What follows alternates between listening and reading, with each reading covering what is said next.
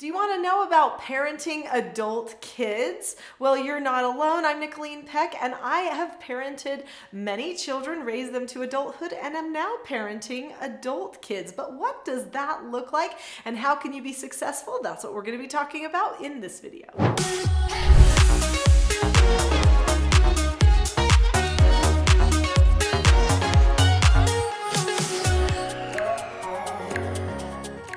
I have 4 children and they're all adults now, but that doesn't mean that my job as a parent is over. It just looks different now. So in this video, we're going to be talking about what that role of a parent is supposed to look like now and what we can do to do our very best at parenting our children in a way where they won't necessarily feel like they're being parented. So like I said, I have 4 children, 2 boys, 2 girls. They're all adults. In fact, when they hit that stage, I went, whoa, it's over already this quick? And then I realized, no, it's never really over because I'm always going to be the mom and they're always going to be my child. However, it is going to look different. I can't tell them to make their bed anymore. I mean, I suppose I could, but that's a little bit micromanaging, right? And I'm not going to be asking them every single thing on their schedule, especially because hopefully if I've done my job right, they've launched from our home, right? Which they all have. So I'm now an empty nester. So now where they're living their adult life and they're having children and getting married and going to college and serving missions for our church and all that kind of stuff, they are off doing great things. So now, what do I do? How do I mother them? And do they still need a mother? So let's talk about the second question first. The answer is yes, they still need a mother. That doesn't mean that they need someone to tell them what to do all the time, but they need someone there as a mother figure. All of us do. We actually rely heavily upon that bond and connection that we have with our mothers and with our fathers. In fact, I call my parents on a regular basis. I want to hear their voices. I want to tell them things that are going on. I want to hear their words of wisdom, their advice. I just want to hear that they care. And that's the biggest thing that a parent gives to their child is, I care. I care about you. Now, I know maybe some people listening to this might be thinking, yeah, but my child needs to get a job, or my child needs to do their laundry for real because they're a slob, or whatever, or they need to stop messing up my kitchen or these kinds of things because maybe they're not out of the house yet. Well, we'll talk about what to do in some of those cases, but first, let's talk about the beauty of that parent-child relationship when the child is actually an adult. I'm known all over the world for writing this book, Parenting a House United, and for actually starring in a BBC documentary called The World's Strictest Parents years ago. In fact, you can see reaction videos and stuff on this channel. When I wrote this book, I thought that people understood roles. When I did the BBC documentary, I thought that people understood roles in a family, meaning who are you? It's really more of an identity thing, your role. It's not what you do, like who does the laundry, who does the dishes. Those are just responsibilities, but who are you? I thought people understood that. What does it mean to be mother? What does it mean to be father? What does it mean to be 15-year-old son or 23-year-old daughter? What does it mean? But what I realized was people kept asking me questions, things like, well, what if they don't care about you? Well, what if they don't want to talk to you? Well, what if they disregard everything you say? And I would think, well, that's a roles question. That means they don't even know who you are then anymore, right? So we've got to get back to who you are. So I ended up writing this book called Roles: The Secret to Family, Business, and Social Success, because I realized that people needed help understanding who they were in their key relationships so that they could function more properly. So what is the role of parent in their adult child's life? Let's talk about that. Role of mother and role of father are going to look uniquely different because father historically has been that protector, provider. He's been a teacher of the child. And then mother has also been teacher, but she's been that nurturing person. She's also been that heart, right? She's usually the heart and hearthstone for the child. So however mother's temperament is often going to get passed on to the children. However mother processes processes, will impact the children. She holds that string to the child's heart. Even when the child starts to break away and become more like dad in a lot of ways, there still is that guiding, but would mom approve? Would mom approve? In fact, some children say, when am I ever going to not think, what would my mom think of this? And I'm like, well, if you're lucky, never. I mean, not that I'm gauging every decision I make based on what will my mom think, but do I recognize the training that came from my mother, and am I grateful for that? Yes, for sure. So mothers hold a special place in their child's heart because of that nurturing influence that they have. In fact, they literally get the opportunity to script the heart and mind of the child when the child is so young, and that is lasting. It stays with them forever. Even if they start acting like they don't want that advice from mother anymore, it's still there. It's very prevalent in all the decisions that they make in their lives. That is who mom is and who dad is. Both of them are teachers. Both of them are unique in their roles with the child. So now that's what it's like when the child is growing up. What does it look like when the child is now older? Well, mom still holds that heart place for the child. Now, when the child gets married, the child now has given their heart fully to someone else. But there is this piece that still holds on to mom and dad, that still is like, but that's who I am. That's my identity. That's who I belong to. And I want to still maintain a touch or a connection with them. In fact, if they don't, if they break away, there's always something that's missing. There's like this little void until they have that moment of connection. Even if mom and dad don't have good relationships with the child, maybe the child has some behavioral issues or, processing issues or whatever that make it hard to have a good relationship, or maybe the parent has issues like that, and so it makes it hard for the child to have a good relationship. Either way, there still is this part, this craving inside where we all desire that identity piece, that connection piece with those people. So the number one thing that you can do is make sure that you're maintaining a bond with your child. Recognize that you are a source of their identity, which means that raising them or having a relationships with them is not about you. It's about who they see themselves as, and it will always be that way. You need to not think when you hit all of a sudden the empty nest stage, oh great, I don't have to be the parent anymore. It doesn't matter what I do. I can do whatever I want. No, what you do will still impact the lives of your child. They will still watch the way you handle situations, hear how you talk about religious matters, politics, social situations. They will still be learning from you. Their prefrontal cortexes are not fully developed until they're usually in their mid-20s. So that means they are still learning and problem solving along with you as they see you live your life from the outside. Now they just have a different angle, an angle that gives them more to think about. So you are on display. Don't forget that. Live your best life right now. If you didn't nail it before, nail it now, because they need that. And that example that you give them is good parenting. Now, what if we need to talk to them about some of their own behaviors? I highly recommend erring on the side of positivity and support. Now, this doesn't mean that we can't correct things. We can correct things that need correcting. And you should establish, hopefully when they're younger, you've established this. We can talk about anything in our family. We can talk about sexual matters. We can talk about social matters. We can talk about religious, political. Even if we don't all agree, we can talk about stuff and we can respect it. Hopefully that was established when they were young. If not, it takes a little bit more work to establish it when they get older, but it is possible to establish that. What you have to do is you have to be completely honest, non-manipulative, okay? Which means you can't be emotional in your processing and in your communications with them.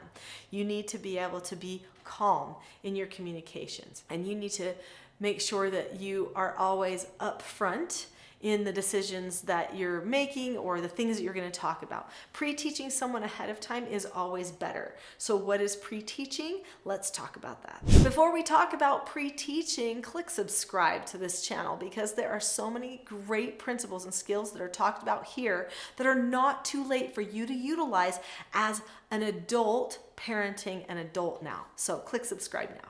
So let's talk about pre-teaching. Pre-teaching is when you prepare someone to hear something, okay? You tell them what's going to happen before it happens. When a person hits adulthood, they start feeling like they have to come up with every idea on their own.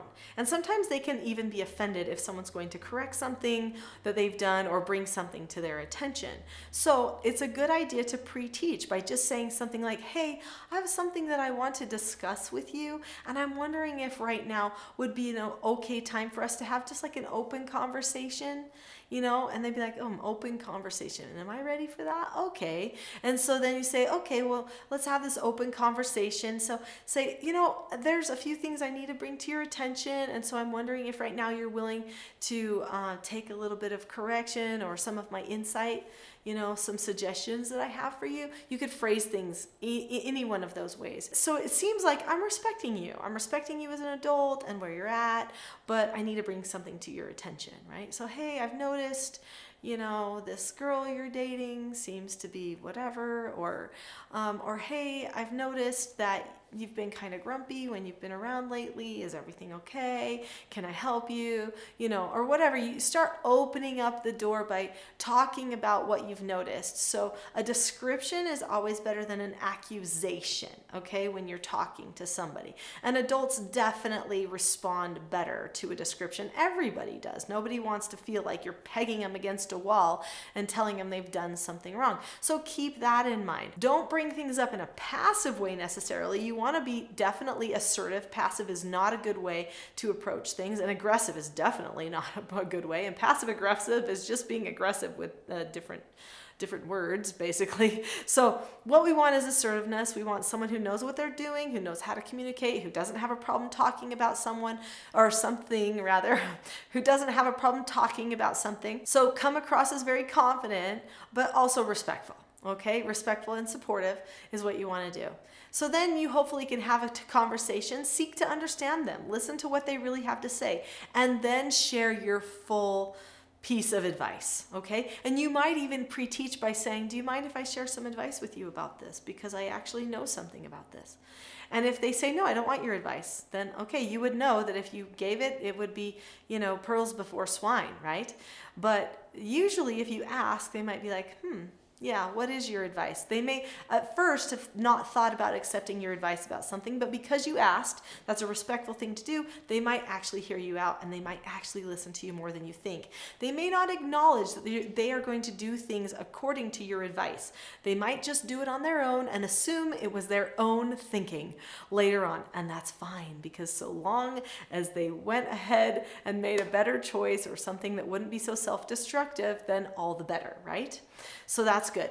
So the way that we communicate with our children is good. Another really proactive and positive thing that you can do besides pre-teaching is to praise. So make sure that you show gratitude for them for the things that they do. I know that for some parents, they're like, they never do anything.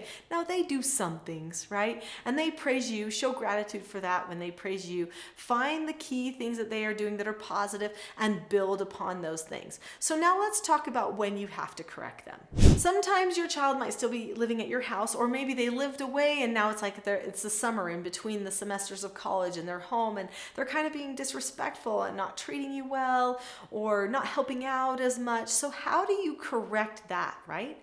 Well, again, you're going to go to them adult to adult and you are going to say, hey, I need to talk to you about something, or can we have an open conversation right now? Are you up for that? And if they keep pushing you off, then you're going to just have to initiate it at that point. Some people don't want to take any responsibility, and so they'll push off conversations, and then you need to say, hey, we need to have a conversation right now, and then you'll have to just have that conversation. If they are living at your house, hopefully when they come into the home, you have a good pre-teaching moment where you say, now listen, you've been living away, which means that you've been just running your own bedroom, your own meals, your own messes, your own whatever, but now you're with people. And when you live with a group, you have to function as a group, which means we have to have communication about stuff. We have to work together. We all have to pull our own load around here, and we can't take people for granted. So let's talk about what that's going to look like and when the communication times are going to happen. I highly recommend having family meetings and regular mentor sessions with your adult child who is in the house too. And you can just do these in casual ways, having lunch dates and stuff. I talk about all of those things in my book, Parenting a House United, so you can find those there. So let's talk about correcting the child. Once you've opened the conversation, hopefully in a non-confrontational way, and you are maintaining your own calmness, then you can describe the situation that happened. Well, this is what I'm noticing. And then you describe, this is probably what needs to happen, and here's why. So then you give a little rationale for why a change needs to be made. And you might even need to say that there's some, natural consequence for whatever went wrong. Like, well, now that you didn't do your dishes for a week and a half, there's a whole bunch of them and it's going to take you a long time. Well, there's the consequence for them, right? If you need other consequences for adult children because your child isn't behaving maturely enough yet and they still need a little bit more active parenting, then you'll want to pre-teach ahead of time what negative consequences would be and that they have to abide by those since they live in your house. Obviously, once a child is out of your house, there wouldn't be any negative consequences. Ideally, once your child hits an adult age, there aren't synthetic negative consequences, but they just recognize natural negative consequences, and you would occasionally bring those to their attention.